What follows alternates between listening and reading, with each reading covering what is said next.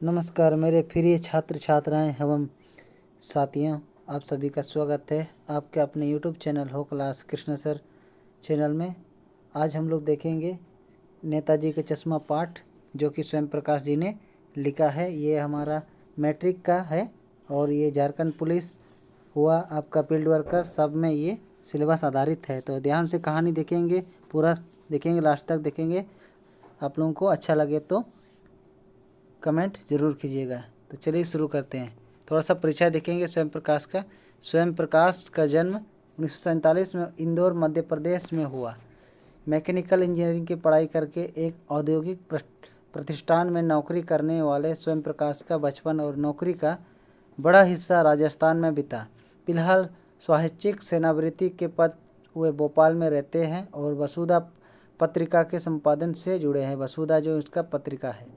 8वें दशक में उभरे स्वयं प्रकाश आज समकालीन कहानी में महत्वपूर्ण हस्ताक्षर हैं। उनके 13 कहानी संग्रह प्रकाशित हो चुके हैं, जिनमें सूरज कब निकलेगा, आएंगे अच्छे दिन भी, आदमी जात का आदमी और साधन उल्लेख है। उनके बीच में विनय और ईंधन उपन्यास चर्चित रहे हैं। उन्हें पहल सम्मान, वनमाली पुरस्कार, राजस्थान सहित अकादमी पुरस्कार आदि पुरस्कारों से पुरस्कृत क्या कर चुका है या कह चुके हैं। उनको मध्य वर्गीय जीवन में कुशल चितेरे स्वयं प्रकाश की कहानियों में वर्ग शोषण के विरुद्ध चेतना है। हमारे सामाजिक जीवन में जाति, संप्रदाय और लिंग के आधार पर हो रहे भेदभाव के खिलाफ प्रतिकार का स्वभाव भी है। रोचक किस्सों शैली में लिखी गई उनकी कहानियाँ हिंदी की वाचिका परंपरा को समृद्ध करती है। आगे बोल रहे, चारों ओर सीमाओं से घिरे भूभाग का नाम ही देश नहीं होता, देश बनता है उनमें रहने वाले सभी नागरिकों, नदियों, पहाड़ों, पेड़ पौधों, वनस्पतियों, पशु पक्षियों और इन सब के प्रेम करने तथा इसकी समृद्धि के लिए प्रयास करने का नाम देशभक्ति है। नेताजी का चश्मा कहानी कैप्टन चश्मे वाले के माध्यम से देश के करोड़ों नागरिकों के योगदान को रेखांकित करती है, जो इस देश के निर्माण में अपने अपने तरीके से सहयोग करते हैं।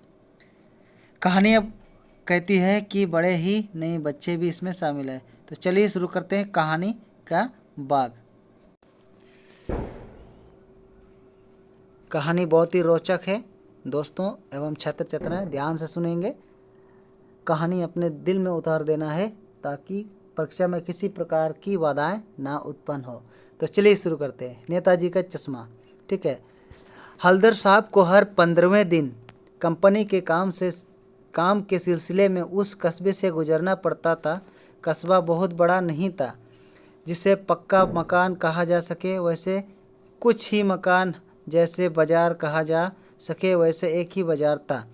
कस्बे में एक लड़कों का स्कूल, एक लड़कियों का स्कूल, एक सीमेंट का छोटा कारखाना, 2 ओपन एयर सिनेमाघर और एक नगर पालिका भी थी। नगर पालिका थी जो कुछ न कुछ करती भी रहती थी।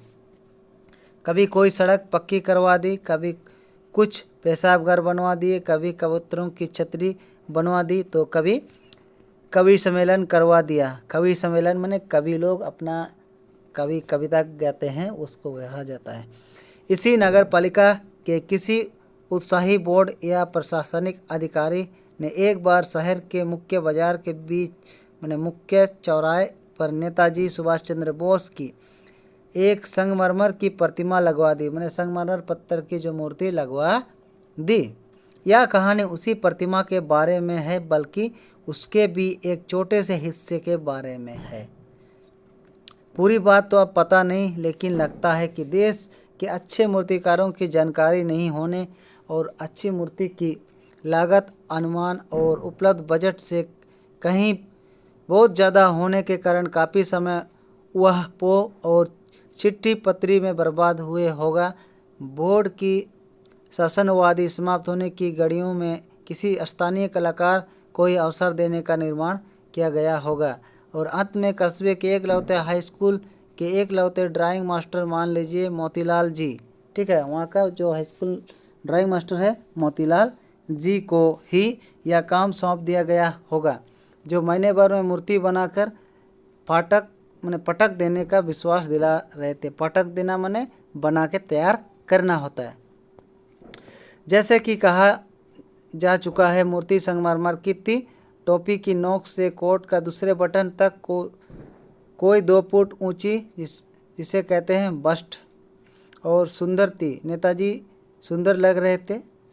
कुछ मासूम और कमसीन फौजी वर्दी में मूर्ति को देखते दिल्ली चलो और तुम मुझे खून दो वगैरह याद आने लगते हैं। जो नारा उनका था, तुम मुझे खून दो मैं तुम्हें आज़ादी दूंगा, जो नेताजी का श्लोक था। ठीक है, इस दृष्टि से यह सफल और सराहनीय प्रयास था। केवल एक चीज़ की कसर थी जो देखते ही खटकती थी। मैंने एक चीज़ की मन में खटकती थी उन्हें। नेताजी के आंखों पर चश्मा नहीं था, यानी चश्मा तो था लेकिन संगमरमर का नहीं था। एक सामान्य और समक्ष के चश्मे का चौड़ा काला प्रेम मूर्ति को पहनाया दिया गया था। हल्दर साहब जब पहली बार इस कस्बे में गुजरे और चौराहे पर पान खाने रुके, तभी उन्हें इसे लक्षित किया और उन्हें चेहरे पर एक कतौबरी मुस्कान फैल गई। हल्दर साहब का, वाह भाई, यह आइडिया भी ठीक है। मूर्ति पत्थर की लेकिन चश्मा रियल। ठीक है, चश्मा एकदम रियल है। जीप कस्बा छोड़कर आगे बढ़ गई, तब भी हल्दर साहब इस मूर्ति के बारे में ही सोचते रहे और अंत में इस निष्कर्ष पर पहुँचे कि कुल मिलाकर कस्बे के नागरिकों का यह प्रयास सराहनीय ही कहा जाना चाहिए। सराहनीय माने क्या होता है? तारीफ के काबिल। महत्व मूर्ति के रंग रूप या कद का नहीं, उस भावना का है, वरना देशभक्ति की आजकल मजाक की चीज़ होती जा रही है। दूसरी बार जब हल्दर साहब उधर से गुजरे तो मूर्ति में कुछ अंतर दिखाई दिया। अब क्या अंतर देखेंगे हम लोग? ध्यान से देखा तो पाया कि चश्मा दूसरा है, जो पहले लगा था वह बदल के फिर दूसरा लगा हुआ है। पहले मोटे प्रेम वाला चौकोर चश्मा था, हमने गोल सा चश्मा था। अब तार के प्रेम वाला गोल चश्मा है। हल्दर साहब का कतौक और बड़ा, मना जिज्ञासु, वाह भाई क्या आइडिया है। मूर्ति कपड़े नहीं बदल सकती लेकिन चश्मा तो बदल ही सकती, बोल रहे। आगे तीसरी बार फिर नया चश्मा था। हल्दर साहब की आदत पड़ गई हर बार कस्बे से गुजरते समय चौराहे पर रुकना, पान खाना और मूर्ति को ध्यान से देखना। एक बार जब कतौहल दुर्धर्मनीय हो उठा तो पान वाले से ही पूछ लिया, क्यों भाई क्या बात है, यह तुम्हारे नेताजी का चश्मा हर बार बदल कैसे जाता है? अब पान वाले से पूछा हल्दर साहब। पान वाले के खुद के मुंह में पान ठूसा यानी ठूसा हुआ था, ठूस के रखा था। वह एक काला मोटा और खुशमिजाज आदमी था। हल्दर साहब का प्रश्न सुनकर आंखों में ही हंसा। उसकी तोंद तिरकी, तोंद माने उसका पेट जो बड़ा सा एकदम हिल गया, हंस के हिलाया। पीछे घूमकर उसने दुकान के नीचे पान तुका और अपनी लाल काली बत्तीसी दिखाकर बोला, कैप्टन चश्मा वाला करता है। क्या करता है? हल्दर साहब कुछ समझ नहीं पाए। चश्मा चेंज कर देता, पान वाले ने समझाया। क्या मतलब? क्यों चेंज कर देता है? एकदम प्रश्न उठा रहा है। हल्दर साहब अब भी नहीं समझ पाए। कोई गिराक आ गया समझो, उसके चौड़े चौकट चाहिए तो कैप्टन किधर से लगाएगा? तो उसे मूर्ति वाला दे दिया, उधर दूसरा बिठा दिया। अब हल्दर साहब को बात कुछ समझ में आई। एक चश्मे वाला है जिसका नाम कैप्टन है, उसे नेताजी की बगैर चश्मे वाली मूर्ति बुरी लगती है, बल्कि आहत करती है। उसका मन को डैश करती है, मानो चश्मे के बगैर नेताजी को असुविधा हो रही हो। इसलिए वह अपनी छोटी सी दुकान में उपलब्ध गिने चुने प्रेमों में से एक नेताजी की मूर्ति पर पिट कर देता है। लेकिन जब कोई ग्राहक आता है और उसे वैसे ही प्रेम की दरकार होती जैसा मूर्ति पर लगा है, तो कैप्टन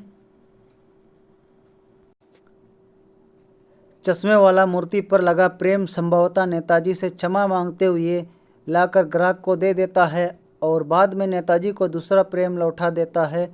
वाह खूब आइडिया है, लेकिन भाई एक बात अभी भी समझ में नहीं आई। हल्दर साहब ने पान वाले से फिर पूछा, नेताजी का ओरिजिनल चश्मा कहाँ गया? पान वाला दूसरा पान मुंह में ठूंस चुका था। दोपहर का समय था, दुकान पर भीड़ भाड़ अधिक नहीं थी। वह फिर आंखों आंखों में हंसा।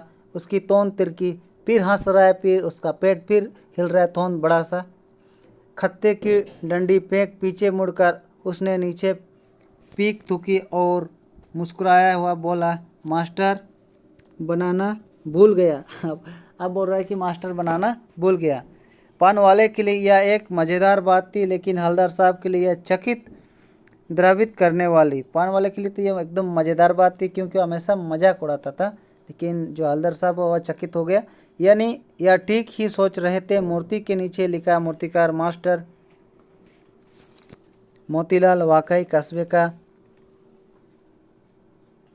अध्यापक था। बेचारे ने महीने भर में मूर्ति बनाकर पटक देने का वादा कर दिया होगा। बना भी ली होगी, लेकिन पत्थर में पारदर्शी चश्मा कैसे बनाया जाए, कांच वाला, यह तय नहीं कर पाया होगा। यह कोशिश की होगी और असफल रहा होगा। ये किसके मन में चल रहा है? आपका हवलदार साहब के मन। अब आगे, यह पत्थर का चश्मा अलग से बनाकर पीट किया होगा और वह निकल गया होगा। उफ! हवलदार साहब को यह सब कुछ बड़ा विचित्र और कौतुक भरा लग रहा था। इन्हीं ख्यालों में खोए खोए पान के पैसे चुकाकर चश्मे वाले की देशभक्ति के समक्ष नतमस्तक होते हुए वह जीप की तरफ चले। फिर रुके, पीछे मुड़े और पान वाले के पास जाकर पूछा, क्या कैप्टन चश्मे वाला नेताजी का साथी है या आज़ाद हिंद फौज का भूतपूर्व सिपाही? आगे देखते हैं हम लोग। पान वाला नया पान खा रहा था। पान पकड़े हुए हाथ, ठीक है, को मुंह से 1.5 इंच दूर रोककर उसने हवलदार साहब को ध्यान से देखा, फिर अपनी लाल काली बत्ती से दिखाई और मुस्कुराकर बोला, नहीं साहब, वो लंगड़ा क्या जाएगा फौज में, पागल है पागल। वो देखो वो आ रहा है, आप उसी से बात कर लो, फोटो वोटो छपवा दो उसका कहीं। हवलदार साहब को पान वाले द्वारा एक देशभक्त का इस तरह मजाक उड़ाया जाना अच्छा नहीं लगा। मुड़कर देखा तो अवाक रह गया, मैंने अक्का बक्का हो गया। एक बेहद बूढ़ा मरियल सा लंगड़ा आदमी, सिर पर गांधी टोपी और आंखों पर काला चश्मा लगाए, एक हाथ में एक छोटी सी संदूकची और दूसरे हाथ में एक बांस पर टंगे हुए चश्मे लिए अभी अभी एक गली से निकला था और अब वह बंद दुकान से सारे अपना बांस टिका रहा था। तो इस बेचारे की दुकान भी नहीं पैरी लगता है। हवलदार साहब चक्कर में पड़ गए। पूछना चाहते थे, इसे कैप्टन क्यों कहते हैं, क्या ये इसका वास्तविक नाम है? लेकिन पान वाले ने साफ बता दिया था कि अब वह इस बारे में और बात करने को तैयार नहीं है। पान वाला एकदम गुस्सा हो गया होगा। ड्राइवर भी बेचैन हो रहा था। काम भी था। ये देखिए चश्मे वाला और बुढ़ा सा है और नेताजी का प्रतिमा में चश्मा लगा रहा है। अब हवलदार साहब जीप में बैठकर चले गए। 2 साल तक हवलदार साहब अपने काम के सिलसिले में उस कस्बे से गुजरते रहे और नेताजी की मूर्ति में बदलते हुए चश्मों को देखते रहे। आगे हम लोग सुनेंगे या पढ़ेंगे। कभी गोल चश्मा होता तो कभी चौकर, कभी लाल, कभी काला, कभी धूप का चश्मा, कभी बड़े कांचों वाला गोगो चश्मा, पर कोई न कोई चश्मा होता जरूर था। उस धूल भरी यात्रा में हवलदार साहब को कतौक और प्रफुल्लता के कुछ क्षण देने लगे। कतौक एकदम उसे खुशी देने लगे। फिर एक बार ऐसा हुआ कि मूर्ति के चेहरे पर कोई भी कैसा भी चश्मा नहीं था। उस दिन पान की दुकान भी बंद थी। चौराहे की अधिकांश दुकानें बंद थी। अगली बार भी मूर्ति की आंखों पर चश्मा नहीं। तो हवलदार साहब ने पान खाया और धीरे से पान वाले से पूछा, क्यों भाई, क्या बात है, आज तुम्हारे नेताजी की आंखों पर चश्मा नहीं है? पान वाला उदास हो गया। उसने पीछे मुड़कर मुंह का पान नीचे थूका और सिर झुकाकर अपनी धोती के सिरे से आंखों पहुँचता हुआ बोला, साहब कैप्टन मर गया। और कुछ नहीं पूछ पाया हवलदार साहब। कुछ पल चुपचाप खड़े रहे, फिर पान के पैसे चुकाकर जीप में आ बैठे और रवाना हो गए। बार बार सोचते क्या होगा उस कौम का जो अपने देश की खातिर गृहस्थी, जवानी, जिंदगी सब कुछ होम देने वालों पर भी हंसते हैं और अपने लिए बिकने के मौके ढूंढते हैं। दुखी हो गए। 15 दिन बाद फिर उसी कस्बे में गुजरे। कस्बे में घुसने से पहले ही ख्याल आया कि कस्बे की हृदयस्थली में सुभाष की प्रतिमा अवश्य ही प्रतिष्ठापित होगी, लेकिन सुभाष की आंखों पर चश्मा नहीं होगा, क्योंकि मास्टर बनाना भूल गया और कैप्टन मर गया। सोचा आज कहाँ रुकेंगे नहीं, पान भी नहीं खाएंगे, मूर्ति की तरफ देखेंगे भी नहीं, सीधे निकल जाएंगे। ड्राइवर से कहा दिए चौराहे पर रुकना नहीं, आज बहुत काम है, पान आगे कहीं खा लेंगे। लेकिन आदत से मजबूर आंखें चौराहे आते मूर्ति की तरफ उठ गई। कुछ ऐसा देखा कि छींके रोको, जीप स्पीड में थी। ड्राइवर ने जोर से ब्रेक मारे। रास्ता चलते लोग देखने लगे, जीप रुकते ना रुकते। हवलदार साहब जीप से कूदकर तेज कदमों से मूर्ति की तरफ लपके और उसके ठीक सामने जाकर अटेंशन खड़े हो गए। मूर्ति की आंखों पर सरकंडे से बना छोटा सा चश्मा रखा हुआ था, जैसे बच्चे बना लेते हैं। हवलदार साहब भावुक है, इतनी सी बात पर उनकी आंखें भर आई, मैंने उससे रोने लगा। तो दोस्तों कहानी कैसे लगा एवं छात्र छात्राएं बताइए। आप लोगों का 10वीं क्लास का है, ये हमारे झारखंड पुलिस फील्ड वर्कर उत्पाद सिपाही के लिए बहुत ही महत्वपूर्ण है। इसी तरह से पार्ट बाई पार्ट आप लोगों को मिलेंगे। इसका प्रश्न उत्तर भी ठीक इसके बाद मिलेगा आप लोगों को। आप लोग इंतज़ार कीजिएगा। धन्यवाद। जय हिंद, जय झारखंड, जय सरना।